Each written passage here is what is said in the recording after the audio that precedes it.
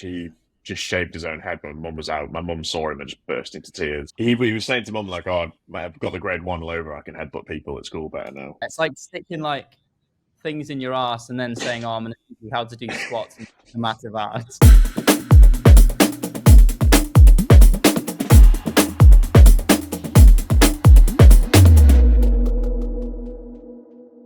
How we doing, boys? Episode Pretty 3, bad. finally. Episode Yeah, 3. boy. It's going really quick, isn't it? Week comes around quick. What have we been up to this week? I think Glenn's been getting massive. Yeah, Glenn, you joined the gym again, have you? Yeah, I have. After probably like 2 years off. The last time I went hard at the gym, I was within a few months. I was cutting up hot dogs with scissors into bowls of super noodles, chugging them down to deliberately gain weight. I went from I think 85 kilos to 113 kilos in the space of 12 months. Did a couple powerlifting competitions, and then at the second one, decided to cheat and go sumo deadlift. I was actually about to take the junior record for the Northwest division in England. The last deadlift, I was like, okay, I'll go for 2.5 under the record. Felt a little twinge in my leg, and then being really greedy, I sort of just wrapped it up there. But I was like, no, I don't just want to equal the record. I want to take it by 2.5 kilos. So I put another 2.5 kilo on, started to lift the weight, and then tore my adductor in my leg. Literally fell to the floor, not screaming, luckily, because it wasn't actually that bad of an injury at the end. But I've got a video of it, me exploding my leg and wailing in pain on the floor somewhere. I've seen the picture. It looks brutal. You're just like holding your knee. You're like, ah. Yeah, you can see my leg like buckle on the video. I'll try and find it. I'll put it on. I'll upload it to X actually. When I find it. You were in a strongman gym then, was it? I just went to a regular gym, but I was training for powerlifting.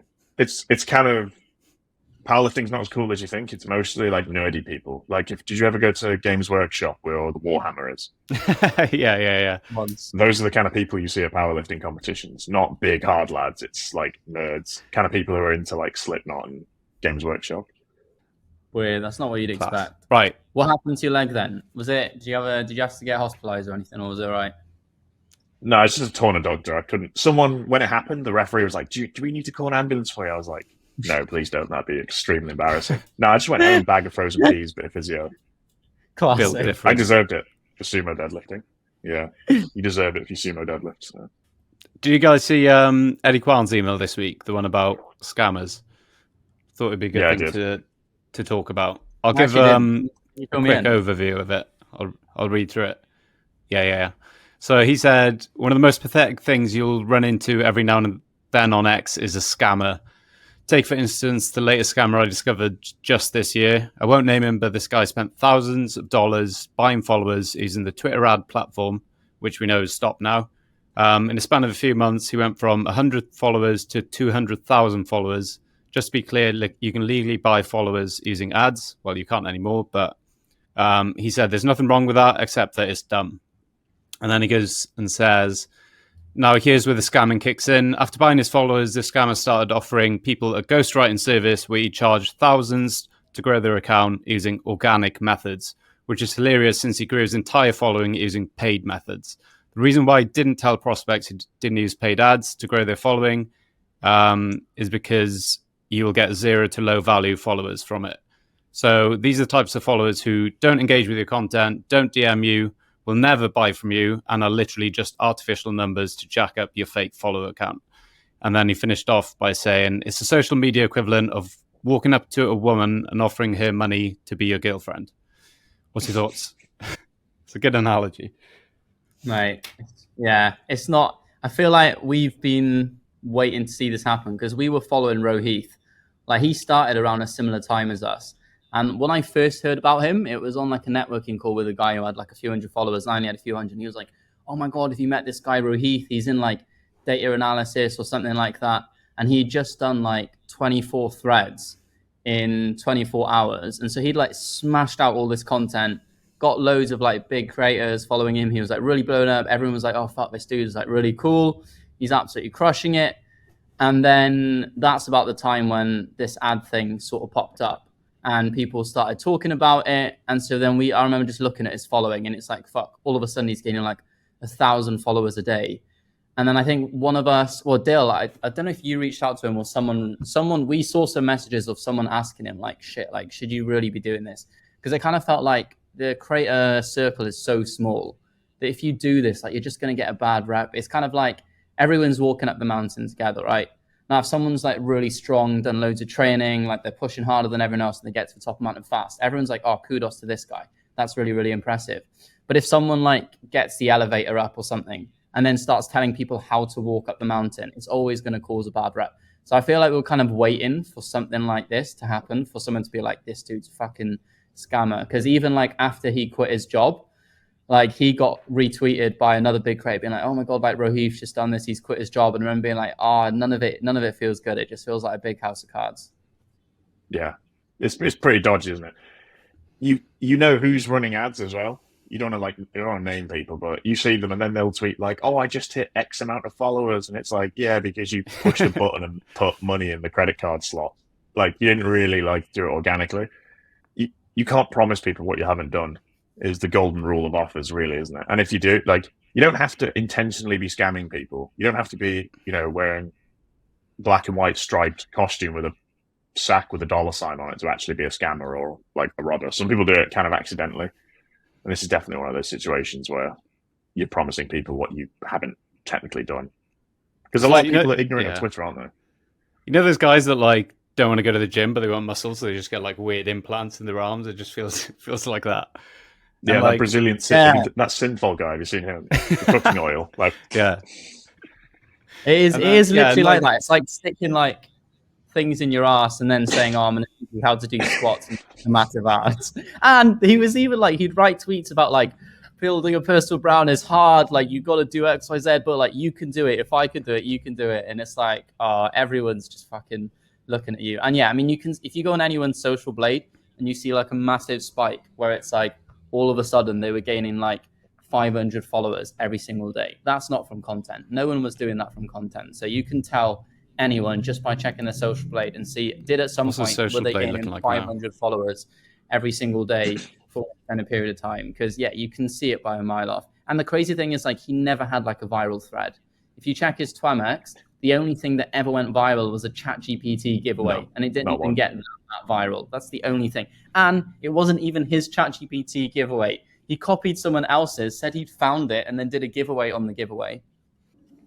He's lost 3,000 followers in the last 30 days. Oh, it's brutal. You're kind of doomed forever once you've done that. You actually cannot go viral. Can you save that, do you reckon, or do you just start over? You can't go viral either, because I think how the algo works is whenever you put a tweet, it tests it first on a sample of your audience for 5-10 minutes. And then depending how it does, it'll circulate it wider. So if your audience is 200,000 dead followers who don't know who the hell you are, it'll circulate to people who are like, who the fuck is this guy? I don't remember clicking follow on this. And you will never go viral. Yeah. Another good like metric is like if you host a space, how many listeners are you actually going to get? Because like if you got 200,000 followers and you got like 10 listeners, like what's that about? This is a fucking brilliant metric, because when we host a space, you'll have 50, 60, 70 people, maybe even 100 jump in within half an hour, 60 minutes. But when we were little, we'd have a big account join the space. And we'd be like, shit, big guy, 60K followers just joined the space. And we'd get like 5 extra listeners because no one cares about them at the end of the day. They don't have a big personal brand. It's interesting. Big bot army. Tats, what you got for us this week? Well, everyone, I think we were even talking about it I think a lot of people have been talking about a recent interview which Elon had. And in one of the things, he mentioned like having another payment tier. So a payment tier which is like below the blue tick we have now. And then everyone was like, oh my God, he's going to like make every single person like pay. Like, this is terrible. Like, everyone was freaking out. But the bit which I find interesting is one that not so many people are really talking about. And it's how many monthly active users that he mentioned that X was currently getting. Because he mentioned 550 million monthly active subscribers at the time, pushing potentially up to 600 million, sorry. And the reason why this is so interesting is because at the start of this year, or towards like the end of last year, like we were below 400 million, like well below. It was like 360, 380, maybe up to 395, but it wasn't over 400 million. And so if that data is correct, like X has had like a huge increase in the number of monthly active users. And that's why they've been getting rid of bots. It's while there's been like loads of mistakes and shit with the algo, like which they're patching up. Like there's a lot of change going on at the moment. So if even through that, they've still managed to boost monthly users, that much, that's seriously exciting. And even like when you look at things like user retention and like time on the app, like that has gone up significantly this time, because what you're seeing is loads of like the NFL, loads of sports footage and videos are being pushed to Twitter more, which kind of ties into like their news thing, and those are getting boosted and seen so much more. So I just think that it's interesting that everyone's sort of focusing on this one little thing and freaking out about it. Meanwhile, there's like a really interesting statistic which has showed that like since the start of this year, like there's been 20, 30, maybe even pushing 40% growth in monthly active users, if that number's correct. That's huge. Yeah, it's exciting. And like it doesn't feel like there's like Twitter usually like picks up when there's like massive news and stuff, and it doesn't feel like there's been like a ridiculous amount of news either. So like I don't think that's like boosted it at all. It's exciting. No. The news is definitely mostly negative, like anytime it mentions Elon or anything like that. Like it definitely feels like the general, because it almost feels like Elon spends a lot of time attacking normal social media. Like I don't know if you saw his thing about misinformation, and it was a video about the COVID Pfizer, how good it is, how effective it is. And it's just like a time lapse of it going from like 100% effective to like 30% effective in the headlines. And he was like, and everyone thinks misinformation is on X. So he's definitely like of the stance of like kind of anti-general media. So I think like media itself are just taking a stance of like anti-X, anti-Elon. So it's not that much of a surprise that no one's talking about it. But yeah, it's pretty interesting. And it does make you excited when there's little nuggets and things like that, which no one else is really picking up on. The mainstream media hate Elon, don't they? Let's be honest. They can't stand him. He gets treated pretty much the same as like Trump, Andrew Tate. He's in that like category of people that the mainstream media just fucking can't stand because he doesn't go with the mainstream narrative. Yeah, right. He's even getting hate for like promoting having children and stuff.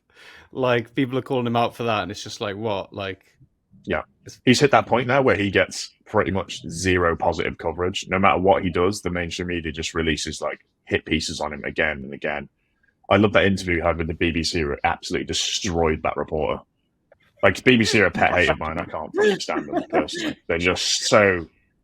They've got their little friends and their enemies, haven't they? Like, I remember that one. I can't remember what it was, though. What did he try and call him out for again? It was more hateful content on Twitter. Oh, yeah. And he even said to the reporter, like, oh, well, what in particular hateful content have you seen? And they couldn't name a single piece, and he just brutalized them live. Yeah. Just being a parrot. Yeah. But all that was anecdotal, wasn't it, though? Because they would be like, oh, there's more hateful content on Twitter. Where was it? Like, no one... It was just complete anecdotal evidence. It's interesting, because as I'm writing this sales page, I mean, doing a lot of digging into those sort of stats and what they actually are. And, like, hateful content, like child abusive content, all this sort of thing have actually dropped dramatically since Elon's been in charge. Like, it almost seems like his priority at the moment is like, get rid of bots, get rid of all the negative stuff, because ultimately he wants advertisers to come back. So he wants there to be a good image. But yeah, once again, it's not really a narrative that's been floated around that much. Everyone's getting caught more with on the surface things, which, like, once again, when like no one's really looking at a certain thing, definitely gets me excited. Yeah, man. Think of what he's doing with electric cars and how the mainstream media is all on the climate change thing. Like, he's actively doing something about it with electric cars, and then you'll see them pivot now and be like, well, you know, Teslas in particular aren't a good electric car though, because, you know, they're more polluting, and they'll find any way to like they're like, oh, sourcing the batteries, blah blah blah. There's always some narrative that you can pick just to counteract it, can't you? Yeah, exactly. All right, what else we got? Any spicy stuff on the timeline this week? Yeah, a little bit. Yeah, we've seen our friend Greg get quote retweeted like crazy the other day and go viral with his post. Not even the other day, it's within the last 24 hours. I think the gist of that is everyone's been doing, yeah, it's still happening. But with everyone's been doing these posts where it's like, I failed at this, I failed at that, I failed at this. So he's taken a little bit of a different twist on it, and he's gone, well, you think you want what I have, but you don't, because I've, you know, sacrificed this, that, and then he's mentioned his sex life, and he's just been quote retweeted to hell by these huge anon accounts. He said, my sex life is on pause. And it's funny because one of the first comments after he posts this is by Glenn, where Glenn's like, I think you're on the cusp of exploding. And then like just after that, like a big a big account with like over 500k followers commented on it, just sort of taking the piss out of it, being like, only 26k followers, bro. And that comment got on. I'm looking at it now. It's got like 893 likes, and it's blown up. It's got over 600,000 impressions. And yeah, it's like a mixture of like us, like sort of friends being like relate, and then all these anon accounts sort of just absolutely shredding into him, being like, bro, all of that for 28k followers and you're not even having sex. Like, I've got 200,000, I'm having like XYZ life. Once again, it's like not like nice to see, is it? Because like, yeah. I mean, like, what do you think? What would you do? People probably think he. I was just gonna say, what would you do in this scenario? Because obviously, like, you posted a tweet which is not necessarily terrible.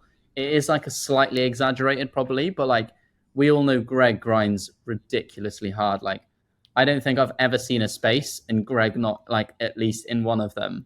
Like, if he could, I reckon he'd be in like multiple spaces at the same time.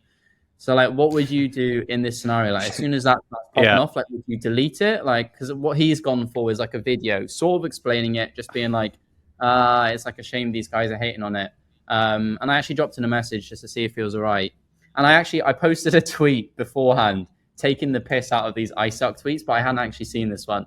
So I also hope that he doesn't think that's aimed at him. But yeah, what would you do, Dill? I don't think it's that bad. I think that he's got a lot of support and a bit of hate as well. So like, it's not like everyone's hating on it. And like, I did a post the other day saying like sacrifices are important if you want to get to where you want to get faster. So I like quite respect that. And like you were saying, Greg literally like lives in spaces. He's hustling hard. So it's these types of people that usually do get rewarded down the line. So I kind of respect it. And I think people think that he started his account in 2009, which he did, but I don't think he's been like hustling for like 1 year. Well, like, yeah, he's been hustling for like 1 year. So it's like, yeah, I think people might be taking that out of context. It's tough, man. Like, I like people sharing their stories and stuff. And when you get a bit of hate, it puts you back and like, it makes people not want to share stories. So kind of against that. It's just part of social media though, I guess. You got to have a bit of a backbone. I'd let it run 100%.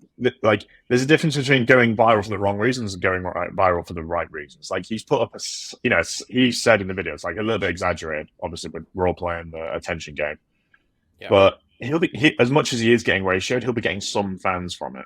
And the video he's put up, anyone who sees it and is like not a hater will click into it, then maybe see the video and then maybe hear him on space, become a fan of his. So in that situation, I would let this one run, because he's going to get some clout from it. And then obviously his next tweet is going to have huge reach because 1 million people are going to see this one.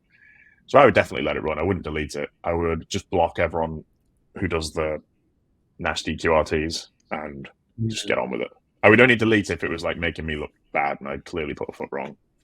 People saying 26,000 followers isn't an achievement. I think it is. Like, that's probably top 0.1% or something, right? Like, it is good. Easily. And I know he started like getting clients and stuff now. He's making money. So like, fucking, I'm all for it. I don't see anything wrong with it. Yeah, he's built a business, a lot of followers. He's grinding hard. And yeah, I think it's almost people more. It's like he's not done anything wrong. It's just like he came into school wearing like, I don't know, slightly different shoes, and everyone's like, he's got yellow shoes or something. But then all his mates are like, oh mate, your yellow shoes are fine or whatever. I'd be curious to see like how many followers he gets from this as well, because he's got like over 380. So yeah, definitely curious to see with that.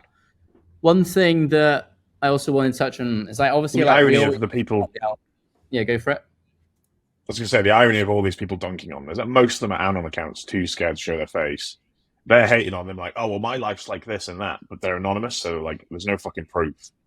And to be honest, I don't really respect anonymous accounts that much because it's so easy. They're hiding behind a little PFP that's not them. Like, they're kind of scared of showing their real selves, in my opinion.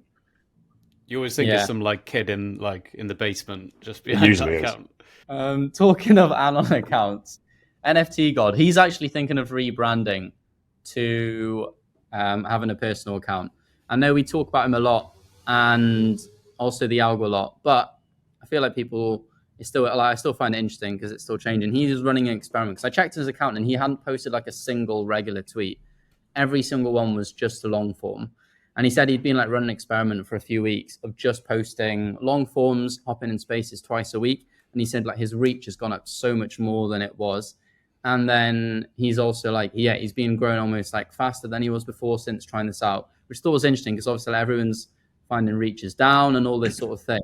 But he's obviously found a way for it to click a little bit. And I've got to say, like, I've been doing long forms pretty much every single day now. And I've found a similar thing. Like, if you can get the long form right, it definitely, like, you start getting more, like, similar to the reach you used to get before. Still not quite as much, but still a lot better. Yeah, it's huge. He's, like, his content's just really good as well. We were talking about him the other night, and some of the long forms he puts out, like, imagine if you saw that on the timeline and then saw it was posted by some dude with, like, 50 followers. You'd be like, holy shit, this guy's really good. So I think that's why he does so well. They're really well researched. I mean, he's doing well because it's like a trending topic as well, right? Yeah, exactly. There's almost no point talking about X growth at the minute because NFT God just does it better. Yeah. I think that's why his engagement's gone up as well. Maybe it's the long form, but a lot of his trending topic, everyone follows. It's the mixture of him, he's talking about trending stuff, the X algorithm, and then he's also doing what works with the long form spaces. I don't think he does video yet, does he? But I'm sure that's a matter of time. Do you want to talk about his rebranding quickly? Because I know he's doing it like a step change, isn't he? He's currently NFT God with the monkey picture, but he's considering going to Alex Finn with a human picture eventually. And I was speaking to Greg about this, and Greg said he should always keep the monkey and just change the name. No. But I'm curious what you think. I'd put his face there. Good looking guy. Yeah, I think... I don't know. Yeah, I don't know. Every time I see like an NFT now, I just think like... What you think of him? Nah, I don't know. Like, I just think it's a bit tacky having like NFTs as your profile pictures now. Yeah, I think it'll dink his brand a bit short term, changing his picture. But I mean, I would rather him change his picture to him and then keep the NFT God name than keep the monkey and change the name. Because you could be like NFT God brackets Alex Finn and then change the picture. I think long term, do you want to be a zombie monkey forever? Like, I guess at the time it was relevant, but. Yeah, I don't know. Is he going to pivot back into NFTs if crypto gets another bull run, or is he going to stick to like more Twitter growth stuff? Because I feel like he's in between like two niches now. He needs to decide. Yeah, well, he's almost at the point where you've gone completely mainstream, so you've got a lot more opportunities. Yeah, there's a lot of people with a different handle, with a different name. Like, I don't know, Grammar Hippie, for example. Even our friend like Tom Benny, Copy Jitsu, like Wrongs to Right. I think that's fine. And I think like NFT God as well is like. So it's like so distinctive, like instantly you know who it is. Like there's not many people who like dared to call themselves like any form of God, and he's still crushing it. And then also when you have a name, Alex Hearn is like a good name. It's not like Clifton or like it's Alex like Finn, isn't it? Alex Finn, yeah, sorry, Alex Finn. I thought you said Alex Hearn, so I just thought it was Alex Hearn. Like Alex Finn sounds right, and also I think you just need to get it right with the PFP as well. Like if his PFP obviously is not a good one, then it can go downhill. Because like his NFT to like a lot of people, smaller people, like, oh, that's like really cool or whatever. So I think as long as he gets those two right, but yeah, I'd say get rid of the monkey and then keep the name, like the handle, and then change his name to his would probably work quite well. I feel like the PFP change has to be similar to the monkey in some way, like with the color scheme or something where it's not, because we've all seen it when someone changes their name, their handle, their picture, and then you literally don't know who the fuck they are. You're like, who's this random geezer I'm following who's got, like, I have no idea who this is, because they've changed too much at once and you just have no idea. Yeah.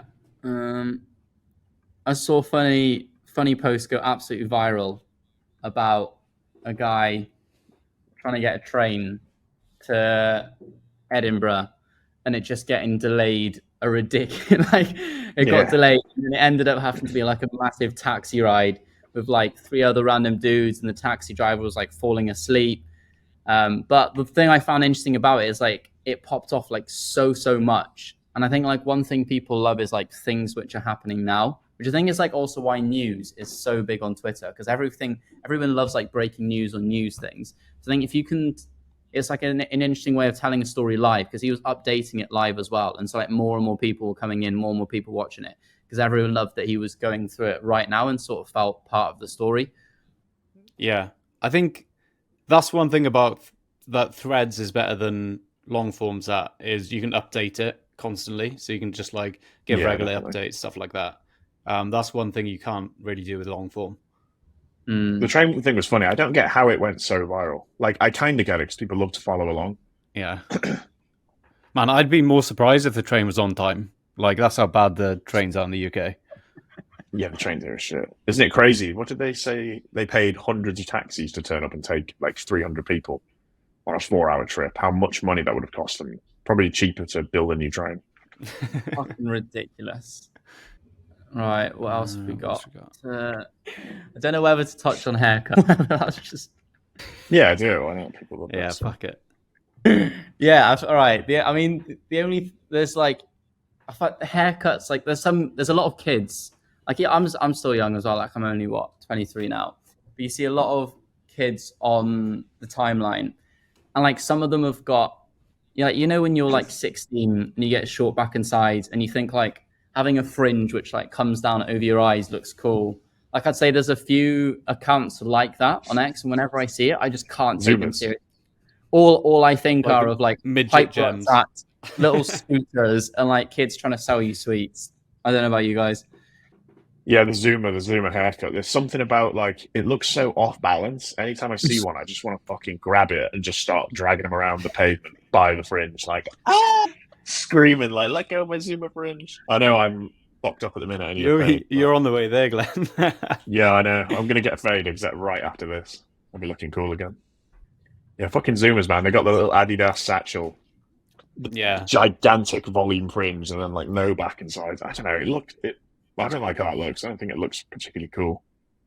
No, where did you guys emos in school? Nah. You definitely were. Nah, actually, I skated, but I was far from an emo. Like, I never like wore black or shit. Like, I was a classic. Like, all I would wear is like a white t-shirt and black jeans. Like, that is all. Like, white t-shirt, skinny jeans, and then there was a phase where I had like proper short back and side and like ridiculously puffy, like mushroom, like fringe on the top. So I was one of those kids. I look fucking ridiculous, like a pineapple. Yeah, your head just should look like a mushroom. Like, whenever the top of your head is bigger than like the main body of your head, it's not a good look. It just looks fucking stupid. Like, you think it looks cool. I had the full emo fringe where it's like straight. I think we need to get on this, like some of the pictures of just Glenn, your old haircuts, light them up, because it's fucking dodgy, mate. Mate, during lockdown, I went with a man bun for a bit as well. I had this like I just watched Vikings, and I was like, mate, these guys look so fucking cool. So I grew this beard, and I grew my hair long, and I actually thought I looked good with this horrible fucking beard out to here. My missus even said now, she's like, I just let you grow your beard during lockdown because otherwise, you know, you were going to do it when you weren't in lockdown. It was the best time to let you get out of your system. I look so fucking bad. I'll send a picture of the top line so Don can put it on the podcast. Right. I remember in university, I went for a haircut in like a Turkish barber's, and this woman just didn't speak English at all. And I was like, yeah, just the sides and the back. And she's like, yeah. Grabs the clippers, just goes on the top of my head. And my heart just sunk, and I just sat there, and I was like, I can't do anything now. So, like, shaved all my head off, went home. The boys were like, what the fuck have you done? Like, you look stupid. And I was like, oh my God. And there was this girl in my lecture that I really fancied. And I just didn't go to lectures for like a week, wore a hat around everywhere. I was just probably the worst week of my life. That's fucking brutal. Haircuts are shit, man. It's funny how most people just don't say anything to the barber either. They'll say at the end, with the mirror at the back of your head, oh, good? Yeah, fine. Just let me get the fuck out of here. Me and Tass went to the same school, and when I was in like year 10 or something, we weren't allowed to colour our hair. And I had like this fucking Mohican thing, and I had like a patch of yellow there, and like my mullet was yellow. It was shocking. But they were like, oh no, you can't come into school unless like you sort it out. And like we couldn't. And it was the last week of school, and they were like, you can't do sports day. And we were like, what if we cover it up? And they were like, yeah, that's fine. So we wore like swimming caps over our heads, doing like 100-meter sprint with a swimming cap on. They're just making you even cooler, aren't they? Because you've got to like hide it all. He's had this haircut, he's had to hide it. Yeah. Boys weren't allowed to have hair longer than like down here in our school, which is pretty mental. That's kind of brutal. What if you've got like a religious thing? Yeah. This was quite a while ago. Funny quick story about Lewis, the coach. He just shaved his own head when my mum was out. My mum saw him and just burst into tears. He was about 15. He had this skinhead. He was already like hanging out with those kind of people anyway. And he was just walking around the house, like, being like, "Whoa!" pretending he was like off the rails, and the mum was going fucking mad, in tears. Fight Club, like hitting his head and stuff, head like kicking bins. He was saying to mum like, "Oh, I've got the grade 1 over. I can headbutt people at school better now." And she was just going mad. Oh mate, that's funny. I can see that. What else we got? That's a decent joke. Any more funny stuff? Well, we found Tats in Vietnam because he's been traveling and living the nomad life. Little did we know where he'd been for 10 days. He hadn't been or done anything. He'd been to like the beach at the front of the hotel, been to a few bars. Hadn't done any sightseeing or nothing. Nah, and that's kind of where I'm at now. Like, Bali's so chaotic. To get anywhere, it's like manic and dusty. And I found like a really nice restaurant, which is like cheap food. There's a swimming pool. There's like a nice little balcony thing at the top. And so pretty much, just wake up, head there, get cracking with work, swimming, like chill out on the balcony, read, and just getting really comfortable. I'm going to go for a surf tomorrow morning. But yeah, I mean, getting out anywhere aside from surfing and like going out, which I don't want to do too much. There's not really loads to do. So just getting cracking on writing the sales page and doing that. One thing I am doing is Virgil does a lot of free diving, and he's like, "Oh, I'm going to take you free diving." So I was like, "Fuck, I need to practice holding my breath." So I've just been like doing lengths under the water, getting better at holding my breath, fucking equalizing my ears. Because last time I went, I just destroyed my eardrums. My mum's eardrums actually popped because I didn't really know how to equalize properly. So yeah, looking forward to that. But yeah, nothing too exciting to really report on other than just getting deep into a sales page and writing fuckloads of copy. I think I'm on page 2. I'm so jealous. I know you've been in that restaurant a lot because you've gone through the whole fucking menu. Like, there's no food left. I was on call with Glenn yesterday, and I was just like, "Oh fuck, I need to order dinner before I get on the call because I won't have time."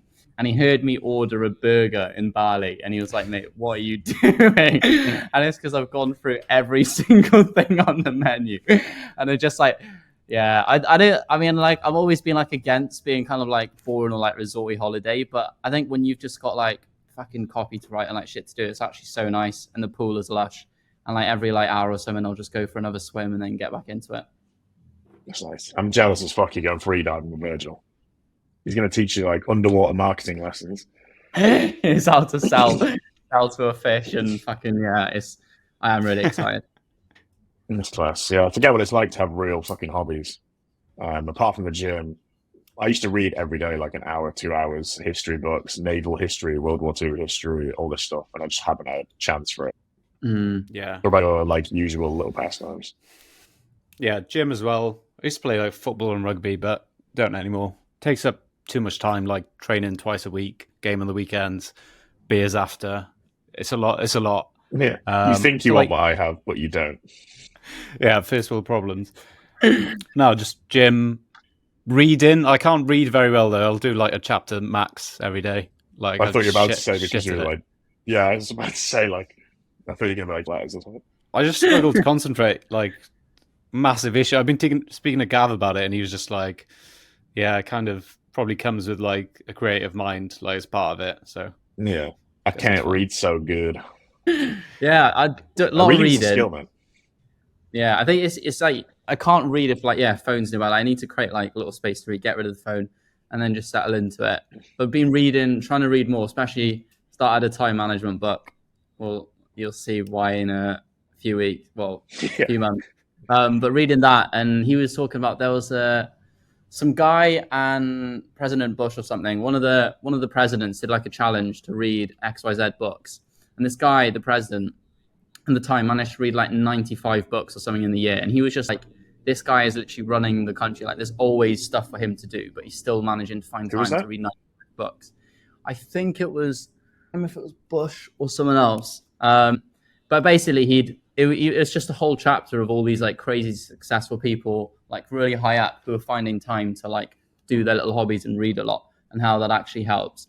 And so yeah, definitely now trying to find more time to read. Like pastimes at home, like climbing, go for a drink. Love going for swimmings in the sea. Like we'll swim in the sea a lot. Yeah, sea swims are great.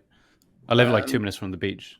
Yeah, always love a kickabout as well. Kickabout is so much fun. I used to play fuckloads of table tennis. I was actually in Welsh Team B table tennis in like year 8, 9, and then like I broke my arm and broke my arm riding a horse, and then decided to quit.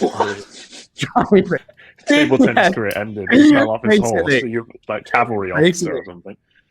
Like my dad is like he's always like trying to get. Well, he went through a period of like trying to get us to like relive his like childhood, as like a lot of parents do.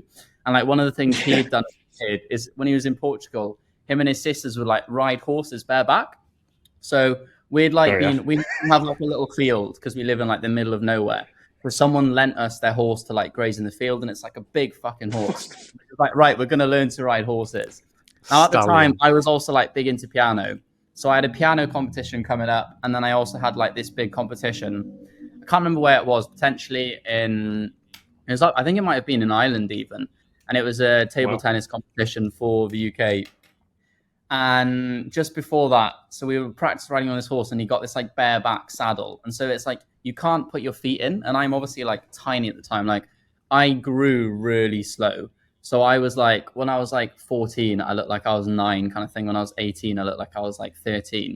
And so he sticks me on this horse, and it just fucking starts galloping, and I can't hold the horse because my legs are too small. And I just slide and like fall off, and just snap my arm, and then had to like cancel both competitions. And then, that was the end of my table tennis career. Your piano playing skills is pretty good, though. I feel like you haven't covered that. Yeah, I remember. You were playing in front of a crowd, and like someone switched the lights off while he was playing, and I was like stood next to him. I was like, oh fuck, like this is fuck. And then he just carried on going, and I was like, how the fuck is like pitch black? And he just carried on playing. And I was like, that's crazy. Yeah. Well, I imagine quit. That copyright. I like. You know, the headline was like they all laughed and then I sat down to play. Oh, yeah. I quit for a while, and then in my gap year, I was like, I refused to play. I was like, piano's shit, practicing's shit, and so then I just like went into skating and got like really obsessed with skateboarding for a while, until I bumped into a teacher in the pub, and she offered me lessons again, and then picked up from that. And I'm really grateful for it. It's like a nice skill to have every now and then, just to sit down and play some tunes. A multi-talented man. Full stack creator. Yeah, full stack human, horse riding, broken arms. I never had any of that. I was absolutely shit at sports in school. My best sport was fucking Yu-Gi-Oh! Yeah. Class. All right. That's the pod. All right. Do we need an outro or? Yeah, go ahead.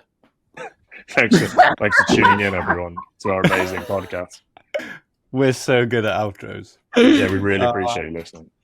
Yeah, thank you. Appreciate